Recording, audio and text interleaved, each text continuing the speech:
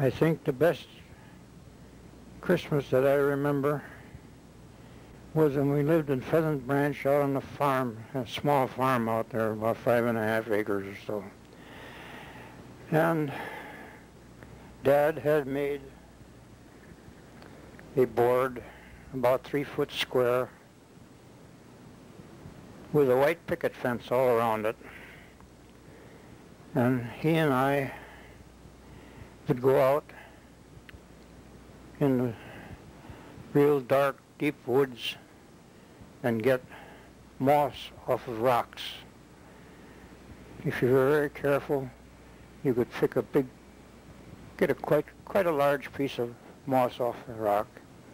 And we would take that home and put that on the board to make it look like grass. There was a hole in the middle of the board where he used to put the Christmas tree in. Now, I don't remember whether it was set in water or not. I'm not sure of that. I don't think so. Anyways, after we had that all fixed up, then he would get a Christmas tree, whittle it down so that it would fit in the hole. And when we were out on the farm, we did not have any electricity. So on the end of each branch, we put a little, like a spring clip that had a place, small place for a small candle in it. And when Christmas Eve came, Dad would get a couple of pails of water and set them on the floor alongside the Christmas tree. And then we would light all the candles around on there and let them burn for a little while just to get the effect of it. And of course you had to blow them out, and very carefully, so that you didn't start the tree on fire.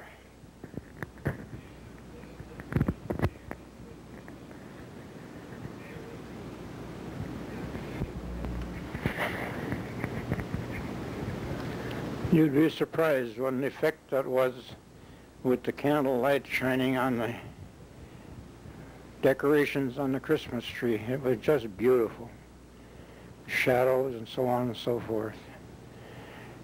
And then we'd blow all the lights out, all the candles out, and that was our Christmas Eve.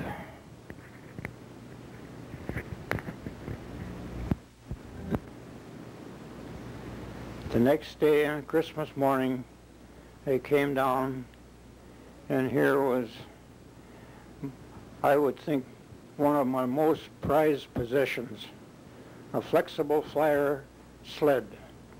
We had sleds, but you had to steer them with your feet and so on and so forth, and it didn't steer very good. But this flexible Flyer sled was so made that when you turned the crossbar, the runners actually bent, so you could go around the corner with it. And that was one of the best things that I think I ever got for Christmas. I've gotten other things too, later Christmases. One of them I can remember very well was a pair of leather boots, high boots, and in the boots there was on the side there was a pocket with a jackknife in it. That was another one of my prized possessions that I got for Christmas.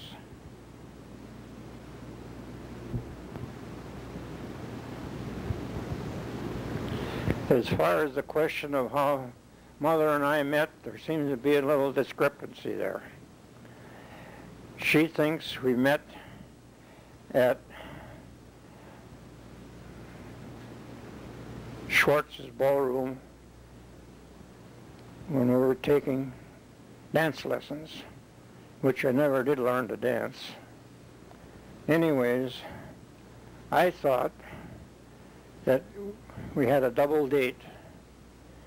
and she was with somebody else, and I asked her out after that. No, I'm not real sure either one of them, so take your choice. Who were you with? Darrell was wondering how, when I was a boy, we spent the 4th of July. Well, usually Harry and I would start saving up our pennies and nickels and dimes, so on and so forth, and put them in a cigar box quite a bit before the 4th of July. Then we buy firecrackers. We usually bought what we call lady fingers. They were little tiny firecrackers, but we had a lot of fun with them. And we'd put them under a can and light them. The can would blow up a little ways, not very far, because they were very small firecrackers. In fact, I think we got 100 of them in a string for a penny, and they came in strings of 500 for a nickel, I think. Anyways, that was one of the things. They had some larger ones too, but we weren't much into that. We had our own way to make a lot of noise.